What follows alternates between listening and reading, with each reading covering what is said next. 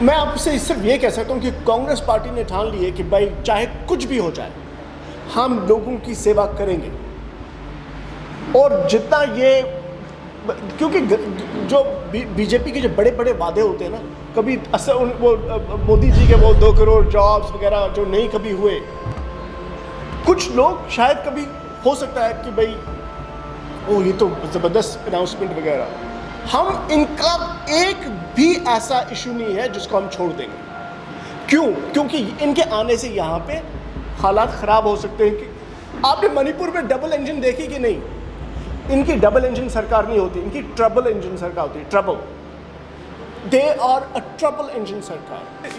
बहुत सिंपल सी बात है। देखिए, ओवरऑल छत्तीसगढ़ हिंदुस्तान से अलग नहीं है। जो हिंदुस्तान की ओवरऑल इकोनॉमी है उसका इम्पैक्ट छत्तीसगढ़ भी पड़ता है।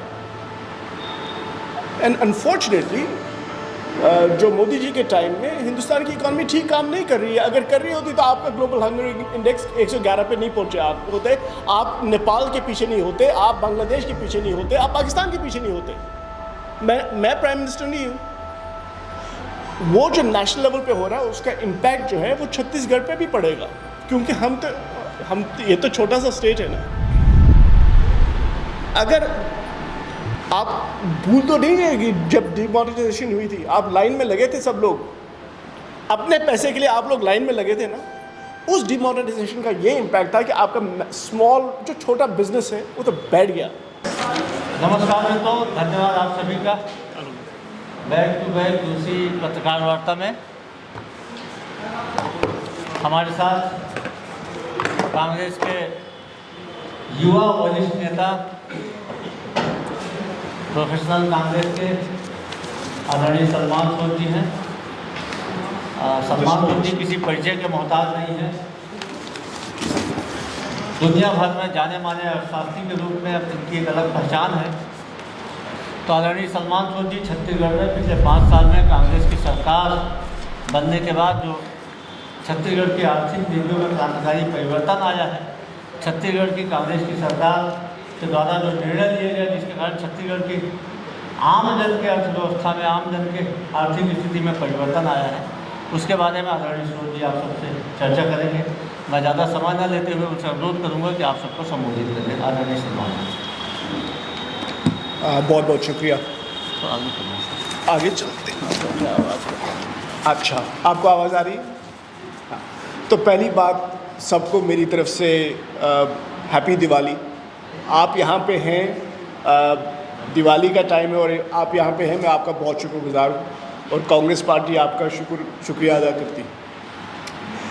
देखिए, मैं एक इकोनॉमिस्ट हूँ और जब मैं कभी भी किसी जगह की बात करता हूँ, मैं हमेशा यही देखता हूँ कि उस जगह की जो इकोनॉमिक जो स्ट्रेंथ है वो बाकी जगहों के मुकाबले में कैसी है। अल्टीमेटली हम अगर सिर्फ एक स्टेट को देखेंगे, बाकी स्टेट्स को नहीं देखेंगे, तो हमें पूरा अंदाज़ा नहीं होगा कि क्या हो रहा है हमारे स्टेट में। हम कभी कुछ लोग कहेंगे हमारे साथ बहुत अच्छा हो रहा है, कुछ लोग कहेंगे हमारा कुछ हो नहीं रहा है, लेकिन हमें ये भी देखना है कि पूरे हिंदुस्तान में क्या हो रहा है, क्योंकि आखिरकार छत्तीसगढ़ एक हिंदुस्तान का स्टेट है और हमें कंपैरिजन तो करना पड़ेगा।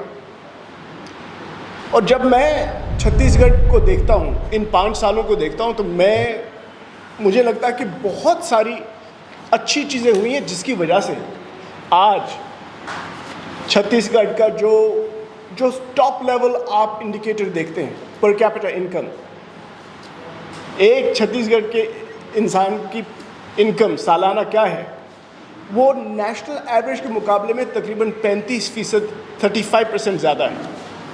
It's not a joke. Chhattisgarh की जो पर कैपिटा इनकम है नेशनल एवरेज के मुकाबले में 35% ज़्यादा है। साथ ही में ये हमें पता है, छत्तीसगढ़, मध्य प्रदेश, काफ़ी सारे स्टेट जिनमें काफ़ी गरीबी थी, 40 लाख 4 मिलियन लोग पॉवर्टी लेवल जो है उससे उनको हमने बाहर निकाला। Not a joke, not a joke. ये कहने को होता है कि भाई हम ये करेंगे वो करेंगे, लेकिन करना, डिलीवर करना। और ये तो लोगों को पता चलता है ना, बिकॉज जब आपके घर में अगर आपके बच्चे को एक स्कीम की वजह से कुछ खाना मिले, स्कूल ना भी जाओ तब भी खाना मिले, और आपका मेल न्यूट्रिशन रेट, देखिए मैं अभी कहीं था तो मेल न्यूट्रिशन पे बात हुई, उस पर वोट नहीं पड़ते हैं, मेल न्यूट्रिशन में वोट नहीं पड़ते हैं। लेकिन जब बच्चा अगर उसको सही उसकी खुराक न्यूट्रिशन नहीं मिलेगा, जब वो बड़ा होगा उसका फ्यूचर इम्पैक्ट होता है। तो इस गवर्नमेंट ने मेल न्यूट्रिशन पे काम किया, और मैं देख रहा हूँ तेज़ी से मेल न्यूट्रिशन रेट्स छत्तीसगढ़ में 17% के करीब है। National level mail nutrition is about 40%। BJP के पास इसका कोई जवाब है? हर किसी चीज़ का जवाब तो सिर्फ मेरे ख्याल में प्राइम मिनिस्टर मोदी खुद है।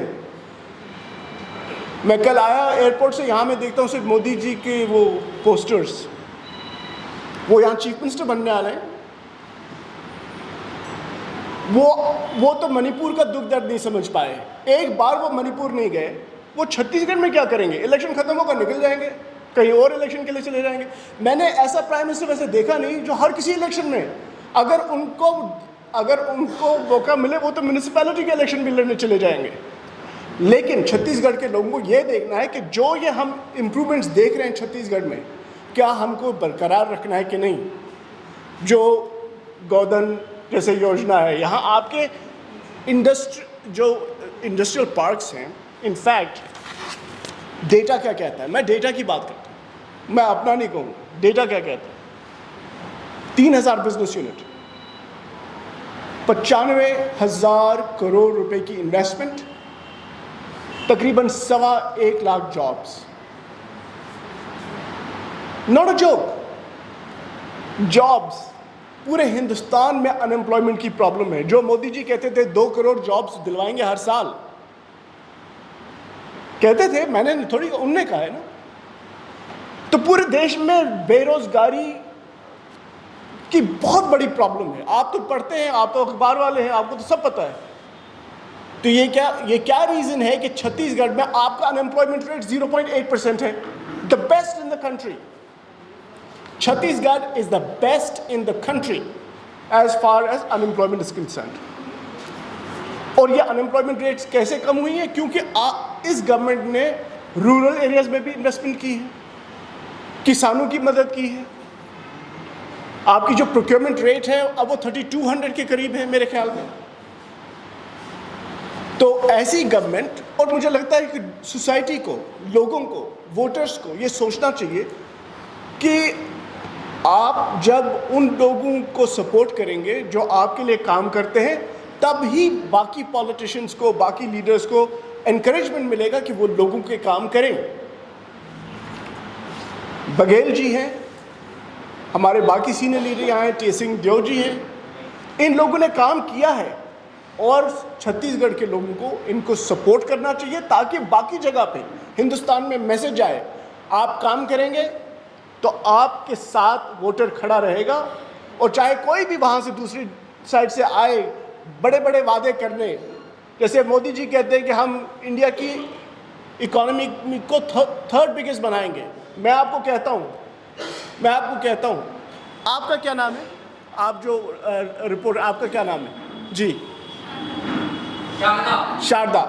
अगर शारदा जी का प्राइम मिनिस्टर हिंदुस्तान की बन जाए, India will still be the third biggest economy. क्यों? क्योंकि वो economic growth plus population growth will ensure you don't need Modi ji for becoming the third biggest economy. Modi ji के टाइम में ग्लोबल हंगर इंडेक्स में इंडिया इज 111th। वो क्या यह वादा करने आए हैं? क्या वादा करेंगे? और ये तो बड़ी अजीब बात है, मेरे ख्याल में ये एक इंसल्ट है छत्तीसगढ़ के लोगों के साथ कि कहना कि हम आएंगे बाहर से और हम आपको बताएंगे कि आपके लिए ठीक क्या रहेगा। कोई लोकल लीडर नहीं है बीजेपी में? कोई एक बीजेपी में कोई लीडर नहीं है छत्तीसगढ़ से जिसका आप चेहरा सामने कर सके? आपको गुजरात से ही लोगों को लाना है? क्या छत्तीसगढ़ के लोगों को गुजरात से ही लोग और कोई नहीं कर सकता यहाँ काम? लोकल लोग नहीं हैं। लोकल लोगों का दर्द कौन समझेगा? कौन समझेगा? लोकल ही होगा जिसने जो हर दिन यहाँ की हवा के साथ वो जो सांस लेता है, जो यहाँ के लोगों का दुख दर्द समझ सकता है, जो किसान का दुख दर्द समझ सकता है, जो यहाँ पे जो माताएं हैं, बहनें हैं, उनका दुख दर्द समझ सकता है। बीजेपी ने सोचा कि वो मास्टर स्ट्रोक करेंगे, हम 12,000 रुपये दे देंगे, वोट खरीद लेंगे। तो हमने कहा कि आपको हम ये भी नहीं करने देंगे। 15,000 का हमने जो अनाउंसमेंट किया है वो तो सीधी बात है, हमारा गारंटी जो है हम डिलीवर करते हैं। आप कर्नाटका देखिए, आप हिमाचल प्रदेश देखिए, जो हम वादा करते हैं हम डिलीवर करते हैं और करेंगे। और हमारा रिकॉर्ड, अगर हमारा रिकॉर्ड यहाँ पे है छत्तीसगढ़ में, वो डिलीवरी का है। अगर नहीं होता तो आपकी per capita income national average से 35%, 40% क्यों ज़्यादा है? आपकी अनएम्प्लॉयमेंट रेट बेस्ट क्यों है इस पूरे कंट्री में? क्यों? मोदी जी की गुजरात में क्यों नहीं है? मध्य प्रदेश में क्यों नहीं है? आपको तो 7 में स्टेट है। मुझे लगता है छत्तीसगढ़ में हमारी गवर्नमेंट ने बहुत अच्छा काम किया है, बाकी स्टेट्स के मुकाबले में बहुत अच्छा काम किया है। और यहाँ की हमारी लीडरशिप है जो आपकी अपनी लीडरशिप है। बघेल जी खुद किसान हैं, किसान फैमिली के, उनको पता है इस स्टेट में क्या क्या ज़रूरत है। ये मोदी जी आएंगे, पोस्टर लगाएंगे, कहेंगे मैं यहाँ चीफ मिनिस्टर बनूंगा, बन जाए चीफ मिनिस्टर। उन्होंने, मैंने सुना, दावत दी है लोगों को कि आप आइए यहाँ पे, जब बीजेपी की हुकूमत बनेगी आपको निमंत्रण कार्ड बांट रहे हैं। हम मोदी जी को निमंत्रण देंगे कि जब यहाँ पे कांग्रेस की सरकार फिर बनेगी इंशाल्लाह, तब हम मोदी जी को दावत देंगे, अमित शाह जी को दावत देंगे, रमन सिंह जी को भी दावत देंगे। मैंने तो सुना कि शायद रमन सिंह जी नहीं जीत रहे हैं, लेकिन अब पता नहीं। जी, जिस तरह का आपने बताया कि पिछले 5 साल में बहुत सारे अच्छे काम हुए हैं, तो ये अभी जो चुनाव है इसमें भी क्या जरूरत आने पड़ी कि आपको किसानों को कर्जमाफी खत्म कर जाना है, आपको महिलाओं को काम दूसरी घोषणाएं करने की क्यों जरूरत है? नहीं, मैं बताता हूँ, ये बहुत सिंपल सी बात है। देखिए, ओवरऑल छत्तीसगढ़ हिंदुस्तान से अलग नहीं है। जो हिंदुस्तान की ओवरऑल इकोनॉमी है उसका इम्पैक्ट छत्तीसगढ़ भी पड़ता है। एंड अनफॉर्चुनेटली जो मोदी जी के टाइम में हिंदुस्तान की इकोनॉमी ठीक काम नहीं कर रही है। अगर कर रही होती तो आपका ग्लोबल हंगर इंडेक्स 111 पे नहीं पहुंचे आप होते, आप नेपाल के पीछे नहीं होते, आप बांग्लादेश के पीछे नहीं होते, आप पाकिस्तान के पीछे नहीं होते। मैं प्राइम मिनिस्टर नहीं हूँ। वो जो नेशनल लेवल पे हो रहा है उसका इम्पैक्ट जो है वो छत्तीसगढ़ पे भी पड़ेगा, क्योंकि हम ये तो छोटा सा स्टेट है ना। अगर आप भूल तो नहीं गए कि जब डिमोनेटाइजेशन हुई थी आप लाइन में लगे थे, सब लोग अपने पैसे के लिए आप लोग लाइन में लगे थे ना। उस डिमोनेटाइजेशन का ये इम्पैक्ट था कि आपका स्मॉल जो छोटा बिजनेस है वो तो बैठ गया, ख़त्म, फिनिश्ड। इन्होंने बेसिकली, इनका मॉडल है कि बड़े बड़े बिजनेसेस के साथ आप काम कीजिए, वो आपको पॉलिटिकल फंडिंग देते हैं इलेक्टोरल बॉन्ड्स के थ्रू, आप उनका काम कीजिए, PSUs को प्राइवेटाइज कीजिए और काम ख़त्म। लेकिन स्मॉल बिजनेसेस के बगैर आपकी जॉब क्रिएशन नहीं हो सकती, कहीं नहीं है दुनिया में। स्मॉल बिजनेस खत्म। तो आप लोग परेशान हैं, तो लोगों की परेशानी कौन दूर करेगा? गवर्नमेंट को ही करे। गवर्नमेंट को तो लेना पड़ेगा ना स्टेप, क्योंकि छोटी बिजनेस तो खत्म हो गई है।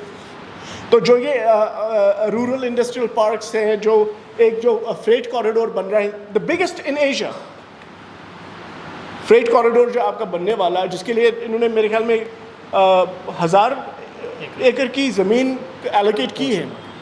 उन्हीं चीज़, ये सिर्फ नहीं है कि आप लोगों के वेलफेयर के लिए काम कर रहे हैं, आप एम्प्लॉयमेंट जनरेशन के लिए काम कर रहे हैं, बिकॉज यू आर इन्वेस्टिंग। आप इन्वेस्ट भी कर रहे हो। ये नहीं कि आपने कहा कि भाई हम ये दे देंगे, वो दे देंगे, बस इन्वेस्टमेंट हो रही है। लेकिन मैं आपसे सही, ये सीधी सी बात है कि नेशनल लेवल का इम्पैक्ट पड़ता है हर स्टेट पे, अनफॉर्चुनेटली। तो जो बाहर जो हो रहा है उसका इम्पैक्ट क्या हो रहा है? इनफैक्ट आप लोगों को पूछना चाहिए बीजेपी से, मोदी जी से, कि आपने अगर ऐसा बुरा हाल नहीं किया होता तो शायद इन चीज़ों की ज़रूरत ना पड़ती। लोग परेशान हैं, इसलिए हमारा काम है कि लोगों की परेशानी दूर करना, अदरवाइज पॉलिटिक्स में रहने का क्या फ़ायदा है। सलमान जी, एक सवाल है। आप लोगों ने सबसे पहले 17 घोषणाएं की, घोषणा को करने का घोषणा पत्र लाया था 20 वाले, उसके बाद अब दूसरी चरण के चुनाव के 4 दिन पहले आप लोगों की घोषणाएं की हैं, क्या इस पर जनता कन्फ्यूज नहीं करेगी? देखिए, पहले हमारे नेताओं ने ना, मैं जवाब मैं मेरी तरफ से दे रहा हूँ, मैं यहाँ पे चेयरमैन हूँ, मुझे रखा है। पहले चूँकि उनको लोकल जानकारी नहीं है इसलिए मैं बता रहा हूँ। पहले 17 घोषणाएं जो हुई थी वो कांग्रेस पार्टी के नेताओं ने गारंटीज दिया था। उसके बाद हम अपना मैनिफेस्टो लाया, उसमें हमने 20 दिया। उसी समय हमारी प्लानिंग थी कि हम गृह लक्ष्मियों के लिए गृह लक्ष्मी योजना दिवाली के दिन लाएंगे। वो हमारी प्लानिंग के तहत हमने दिवाली के दिन घोषित किया। और दूसरी बात ये है, इलेक्शन जो होता है एक इलेक्शन डायनामिक इलेक्शन होता है। मैं आपसे सिर्फ ये कह सकता हूँ कि कांग्रेस पार्टी ने ठान ली है कि भाई चाहे कुछ भी हो जाए हम लोगों की सेवा करेंगे। और जितना ये, क्योंकि जो बीजेपी के जो बड़े बड़े वादे होते हैं ना, कभी वो मोदी जी के वो 2 करोड़ जॉब्स वगैरह जो नहीं कभी हुए, कुछ लोग शायद कभी हो सकता है कि भाई ओ ये तो ज़बरदस्त अनाउंसमेंट वगैरह, हम इनका एक भी ऐसा इशू नहीं है जिसको हम छोड़ देंगे। क्यों? क्योंकि इनके आने से यहाँ पे हालात ख़राब हो सकते हैं। कि आपने मणिपुर में डबल इंजन देखी कि नहीं? इनकी डबल इंजन सरकार नहीं होती, इनकी ट्रबल इंजन सरकार होती है। Trouble, they are a trouble engine सरकार। एंड बाय द वे, मैं आपको ये बताऊँ, मैं इकोनॉमी के हिसाब से कहता हूँ। मुझे याद है हमारा ऑल इंडिया प्रोफेशनल्स कांग्रेस का यहाँ पे कॉन्क्लेव हुआ था, रघुराम राजन आए थे। रघुराम राजन दुनिया के बहुत ही बेहतरीन इकोनॉमिस्ट में से एक हैं। वो आए थे और उनको हमारे साथियों ने कुछ रूरल एरियाज़ का दिखाया कि हम यहाँ पे क्या कर रहे हैं, जैसे गोधन योजना वगैरह वगैरह। Very impressed. अब वो तो शिकागो के बहुत बड़े वो इकोनॉमिस्ट हैं, IMF के वो चीफ इकोनॉमिस्ट थे। जब वो कहते हैं कि भाई ये लोग कुछ अलग काम कर रहे हैं, डिफरेंट काम कर रहे हैं, लोगों के भले का काम कर रहे हैं, तो कुछ हमें भी सुनना चाहिए, उनकी बात भी हमें सुननी चाहिए। एंड आई थिंक ओवरऑल मुझे लगता है कि बीजेपी तो अब फ्रस्ट्रेशन में वो कुछ भी कह सकते हैं। बीजेपी वाले सिर्फ मोदी जी को आगे करेंगे, but I don't think it is going to work. अगर वैसा होता, आपको याद है मोदी जी ने एक बार हिमाचल प्रदेश में फ़ोन किया था एक कैंडिडेट को, आप मत लड़ो इलेक्शन, उनका वो वायरल हुआ था। वो उसने भी लड़ा, हारा, हिमाचल में हारा, कर्नाटका में बुरा हाल, they are losing in Madhya Pradesh. Rajasthan में इनको लगता था कि सरकार वो ऑल्टरनेट करती है, वहाँ पे परेशानी। मिजोरम में 0 चांस, तेलंगाना में total defeat, rout, they are being routed in Telangana. ये क्या माहौल बन गया कि सडनली कांग्रेस हर जगह अब उभर रही है, क्योंकि हम लोग हिंदुस्तान के लोगों के दर्द समझते हैं और उस पर थोड़ा मरहम लगाने की कोशिश कर रहे हैं। जो इन्होंने किया उसका हम मरहम लगा रहे हैं बेसिक। जी, धन्यवाद, आप सभी का आभार। Thank you. Thank you.